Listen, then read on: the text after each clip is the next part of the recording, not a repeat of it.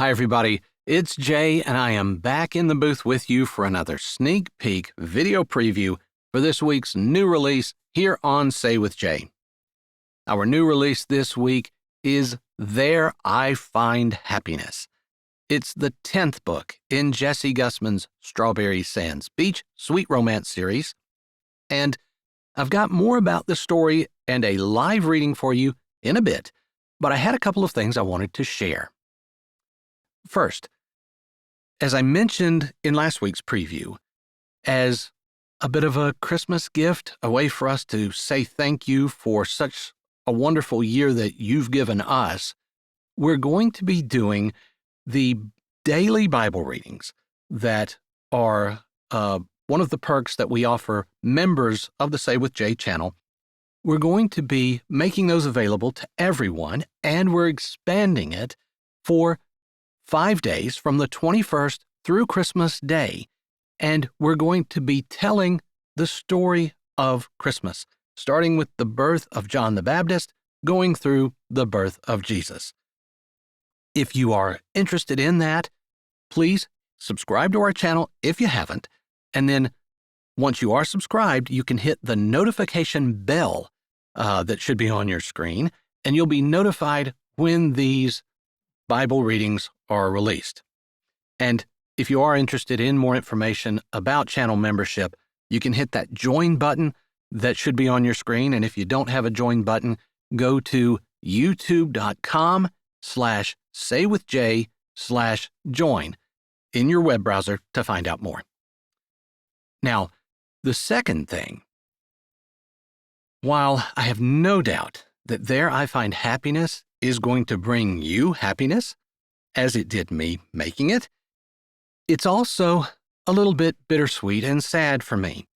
That's because There I Find Happiness is the final book in Jessie's Strawberry Sands series. But Jessie is not going to leave you high and dry. By that I mean, one of the features of this series has been Griff, former lawyer, former biker, current short order cook and co-owner of the diner in Strawberry Sands. And in each of these stories, Griff has made a dish of some kind, many of them strawberry themed.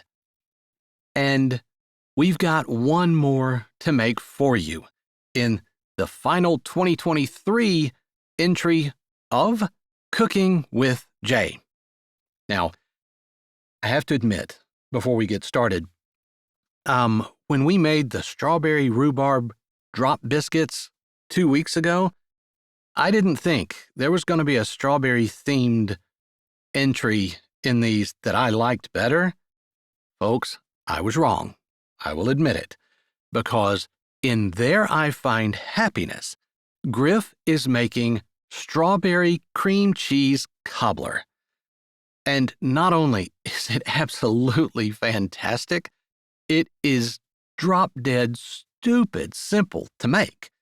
And coming from me, that says a lot. But without further ado, let's jump in and make Griff's Strawberry Cream Cheese Cobbler.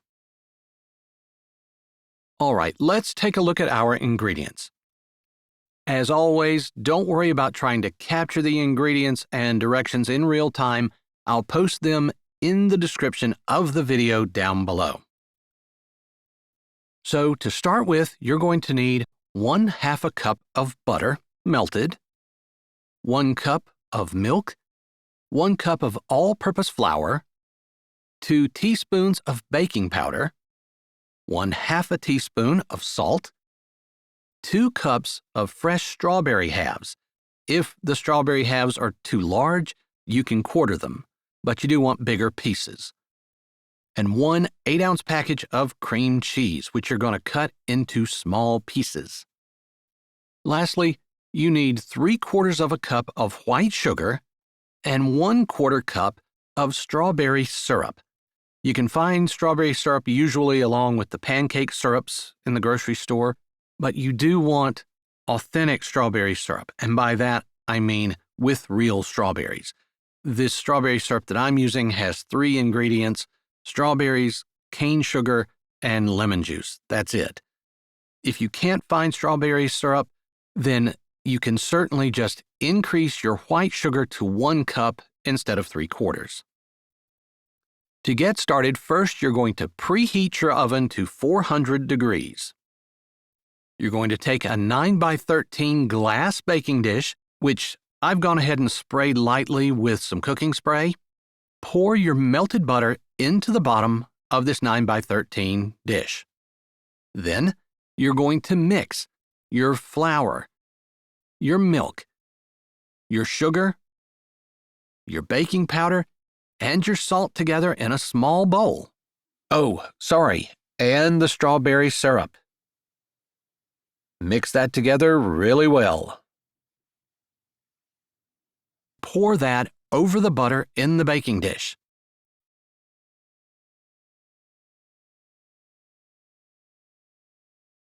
You're going to arrange your strawberry halves in a layer in the baking dish.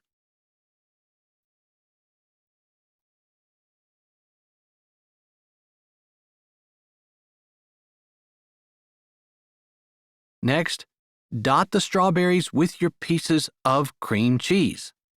And that's all there is to putting this together. I promise the most difficult, time-consuming part is going to be cutting the cream cheese into pieces.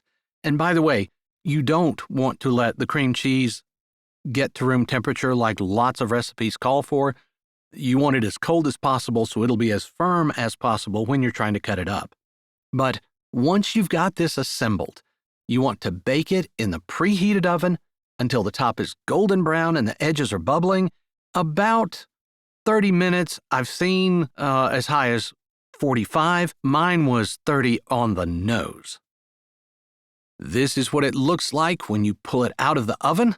I'm going to give it a minute to cool, and here is the final product. Guys, it was just absolutely delicious. Folks, there you go. Did you see how simple that was? I mean, if you're looking for a recipe that's going to get you a lot of credit without a whole lot of work, that's the one. And it tastes absolutely fantastic. I'm going to be making it again, and I hope you guys will give it a try. If you do, please let us know how it goes down in the comments. All right, let's talk a little bit about There I Find Happiness. There I Find Happiness is the story of Sally Curtis. We've met Sally in previous books, and Sally is an accountant there in Strawberry Sands, and her best friend is Norma Jean. Norma Jean doesn't treat Sally very well most of the time, but Sally believes strongly in being loyal to your friends. There's a bit of a problem, though. Sally has a crush on Peter Slessing. We've met Peter in previous books and his brother Noah, but the problem is that Norma Jean also has a big crush on Peter, more an obsession, really. And she saw Peter first. She called him. And Sally has decided, because loyalty is so important to her, she's putting her own needs and wants behind Norma Jean's. Well, there's a wrinkle in that Peter really doesn't care for Norma Jean, and that's putting it very, very mildly.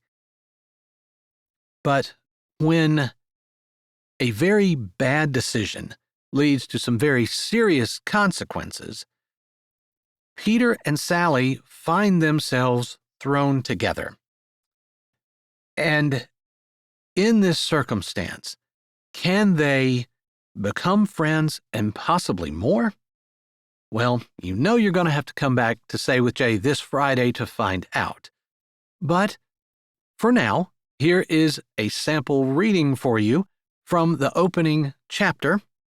And in this scene, Sally and Norma Jean are decorating because the town of Strawberry Sands is throwing a end of summer bash for the town and all the tourists that are there. So they are in the midst of decorating when they see Peter. Now, won't spoil any more, I'll just get right into the reading, but I hope you enjoy it, and then you'll come back this Friday for the full release here on Say with Jay. Quick, get down! From the ladder? Sally said, confused. Yes! Norma Jean tugged on Sally's shirt, pulling her down and almost making her lose her balance. I'm coming, Sally said, somehow allowing Norma Jean's panic to infuse into her own voice. What's the matter? I need it. If I get up, I can accidentally fall as soon as Peter walks by.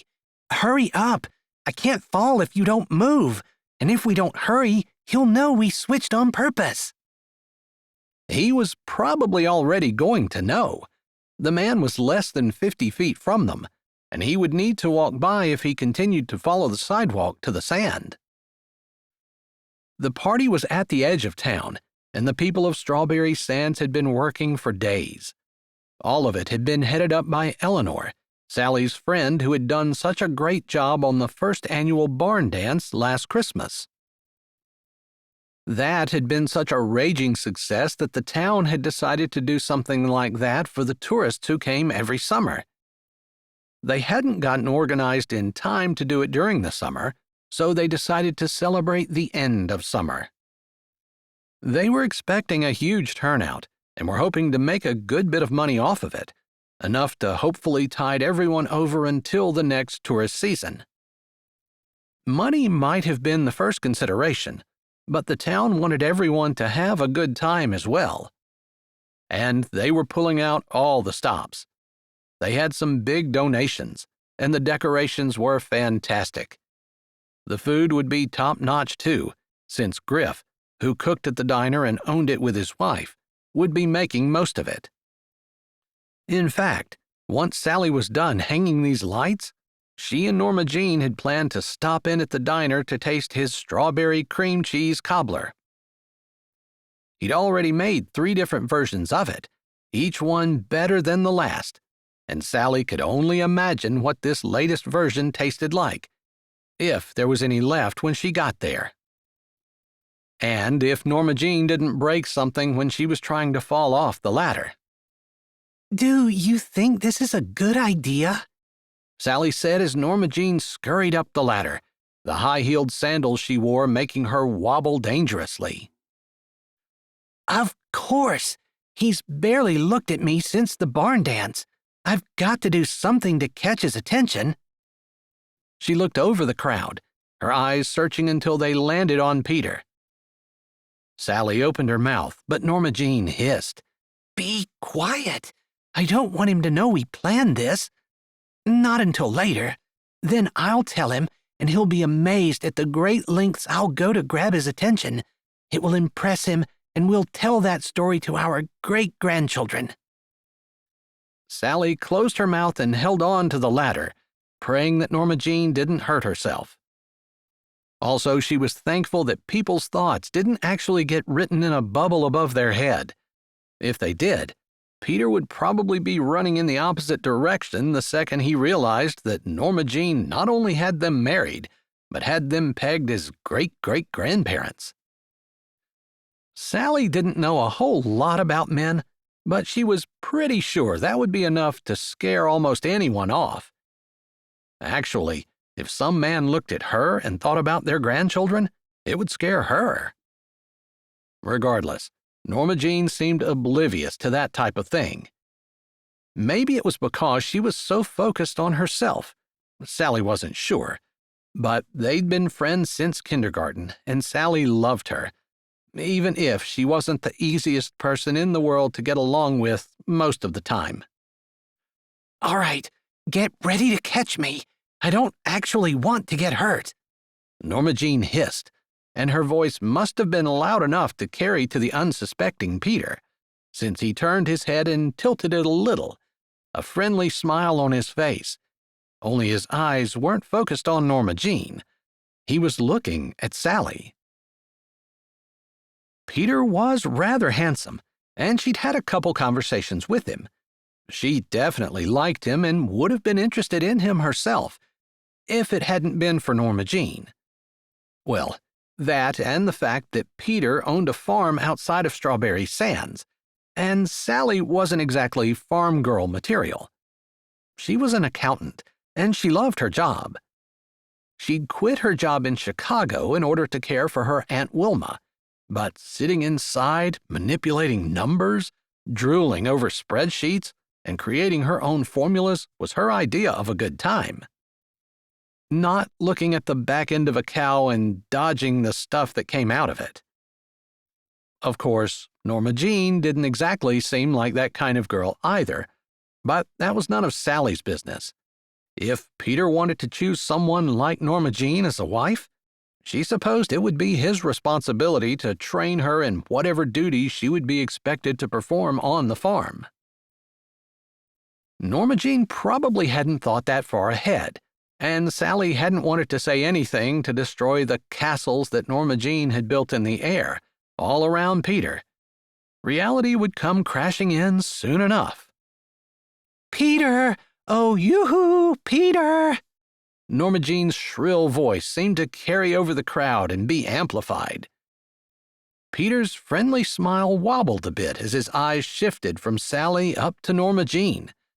He grimaced as his eyes widened, and later Sally apologized profusely to Norma Jean because she was so busy looking at the stubble on Peter's jaw and the angled line of his nose that she forgot that she was supposed to have her arms out, ready to catch her best friend as she fell off. She only remembered as Norma Jean tumbled down on top of her, and they both fell to the ground. At least, Sally did her job a little by cushioning Norma Jean's fall. Hi, this is Jay, and thanks for listening. If you're ready for another great audiobook, here's one we think you might like. Or check out the playlist with all our latest releases. Don't forget to subscribe to Say with Jay, give this video a thumbs up, and tell us what you liked in the comments.